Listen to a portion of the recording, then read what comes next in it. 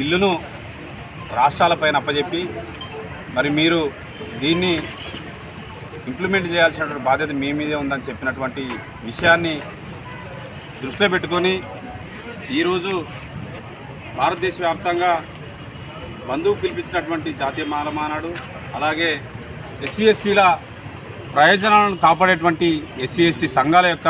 బంధుకు బహుజన్ సమాజ్ పార్టీ జాతీయ అధ్యక్షురాలు ఉత్తరప్రదేశ్ మాజీ ముఖ్యమంత్రి సోదరి మాయావతి గారు ఇచ్చినటువంటి మద్దతు మేరకు ఈరోజు మహబూబాబాద్ జిల్లాలో మరి బంద్ కార్యక్రమంలో పాల్గొనడం జరిగింది. మరి మీ అందరికీ తెలుసు, భారతదేశంలో ఉన్నటువంటి ప్రజలందరికీ తెలుసు, ఎస్సీ ఎస్టీ వర్గీకరణ కంటే ముందే బీసీలు కూడా అన్ని రంగాల్లో బాగుపడాలనే ఉద్దేశంతో మరి వర్గీకరణ చేయడం జరిగింది. అయినప్పటికీ కూడా బీసీలు ఇవాళ చాలామంది కూడా ప్రత్యేకించి తెలంగాణ రాష్ట్రానికి వస్తే 38 కులాలు కూడా 38 ఉపకులాలు కూడా నేటికి కూడా సంచార జాతులుగానే జీవిస్తున్నటువంటి దైనందిన పరిస్థితి మీ అందరికీ కనబడతలేదు అని చెప్పేసి సందర్భంగా అడుగుతా ఉన్నాం. అలాంటి సందర్భంలో మరి 2020న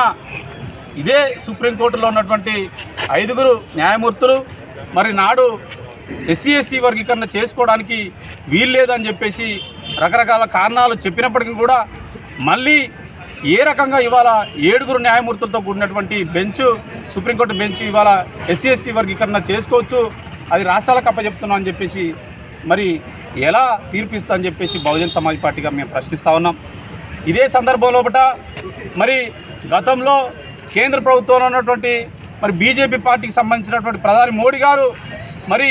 ఆయన అగ్రకులానికి చెందినటువంటి వ్యక్తిగా అగ్రకులాల మీద ఉన్నటువంటి ప్రేమను ఒలకపోయడం కోసం ఈడబ్ల్యూఎస్ కోటాతోటి ఎకనామికల్ వీకర్ సెక్షన్ పేరుతోటి ఓసీలకు భారతదేశ వ్యాప్తంగా 10% రిజర్వేషన్ తీసుకురావడం జరిగింది. మరి దాన్ని ఇదే సుప్రీంకోర్టు ద్వారా తీర్పుని చెప్పియకుండా మరి పార్లమెంట్లో సాక్షాత్తు ఈ భారత అత్యున్నటువంటి మరి స్థానం ఏదైతే ఉందంటే భారతదేశంలో భారత రాజ్యాంగం ప్రకారం పార్లమెంట్కి ఉన్నది. మరి ఆ పార్లమెంటు ద్వారా ఎలా చెప్పించి తక్షణమే అమలు చేస్తామని చెప్పేసి ఈ సందర్భంగా నేను ప్రశ్నిస్తూ ఉన్నా. ఈ యొక్క అమలు చేయడమే కాకుండా ఎస్సీ ఎస్టీ బీసీ మైనార్టీలకు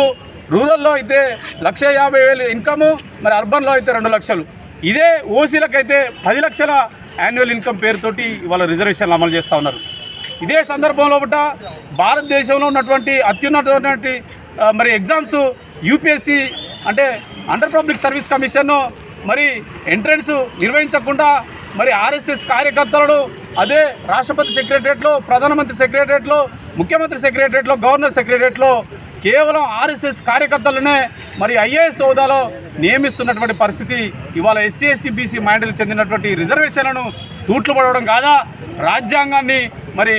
మరి అవహేళనం చేయడం కాదా అని చెప్పేసి ఈ సందర్భంగా మేము ప్రశ్నిస్తున్నాం. కాబట్టి మిత్రులారా, ఎస్సీ వర్గీకరణను ఎస్టీ వర్గీకరణను కోరుకున్నటువంటి కొంతమంది కుహార నాయకులు, మేధావులు కొంతమంది ఆలోచించాల్సినటువంటి అవసరం ఉంది. ఇవాళ ఎస్సీ ఎస్టీ వర్గీకరణ చేస్తే మరి ఇవాళ ఉపకులాలకు చెందినటువంటి రిజర్వేషన్ల ప్రాతిపదికన ఉద్యోగ నియామకాలు చేయాల్సినటువంటి పరిస్థితి ఉంటే ఆ ఉద్యోగాలకు సంబంధించి మరి వాళ్ళు అంత శాతం ఎగ్జామ్స్ రాయకుండా క్వాలిఫై కాకపోతే ఆ యొక్క నియామకాలకు సంబంధించిన ఖాళీలను అట్లే ఉంచితే మరి ఇతర కులాలు వచ్చేటువంటి అంటే ఓసీలు వచ్చి అందులో చేరేటువంటి ప్రమాదం ఉంది. కాబట్టి ఎస్సీ ఎస్టీ రిజర్వేషన్లు వర్గీకరణ అనేటువంటిది చాలా ప్రమాదం. ఈ యొక్క కులాల యొక్క మూలాలను తొలగించేటువంటి పరిస్థితి అనేటువంటిది బహుజన్ సమాజ్ పార్టీగా తెలియజేస్తున్నాం. కాబట్టి మా పార్టీ వ్యవస్థాపకులు మాన్యవర్ కాంశీరామ్ గారు చెప్పినప్పుడు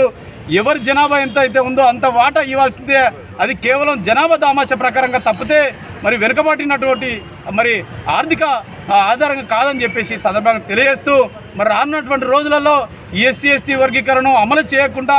మరి ఇదే ప్రధానమంత్రి మరి సుప్రీంకోర్టు చెప్పాలని చెప్పేసి ఈ సందర్భంగా డిమాండ్ చేస్తున్నాం. మరి ఇక్కడ సాక్షాత్తు రాష్ట్రంలో ఉన్నటువంటి ముఖ్యమంత్రి కూడా మేము భారతదేశంలో ఎస్సీ వర్గీకరణను ముందుగా అమలు చేసేటువంటి రాష్ట్ర ప్రభుత్వం ఏదైతే తెలంగాణ ప్రభుత్వం అని చెప్పిండో మరి ఇవాళ ఎస్సీ ఎస్టీలు మరి వర్గీకరణ వ్యతిరేకులు ఇవాళ కాంగ్రెస్కు ఓటు వేసినటువంటి పరిస్థితి మరి రేవంత్ రెడ్డి గారు గుర్తులేదని చెప్పేసి ఈ సందర్భంగా ప్రశ్నిస్తాను. కాబట్టి మేము డాక్టర్ అంబేద్కర్ వారసులుగా, పూలే వారసులుగా, మాన్యవర్ కాంశీరామ్ మాయావతి గారి అనుచరులుగా ఎస్సీ ఎస్టీ బీసీ మైనారిటీలకు వాళ్ళ జనాభా తమాష ప్రకారంగా చదువులో, ఉద్యోగాల్లో, రాజకీయ రంగాల్లో కూడా రిజర్వేషన్లను అమలు చేయాలి, ప్రైవేట్ రంగాల్లో కూడా రిజర్వేషన్లను అమలు చేయాలని చెప్పేసి బహుజన్ సమాజ్ పార్టీగా డిమాండ్ చేస్తూ లేని ఎడల భవిష్యత్తు లోపల పెద్ద ఎత్తున ఆందోళన కార్యక్రమాలు చేయడం కోసం బహుజన సమాజ్ పార్టీ పూనుకుంటుందని చెప్పేసి తెలియజేస్తూ జై భీమ్ జై భారత్.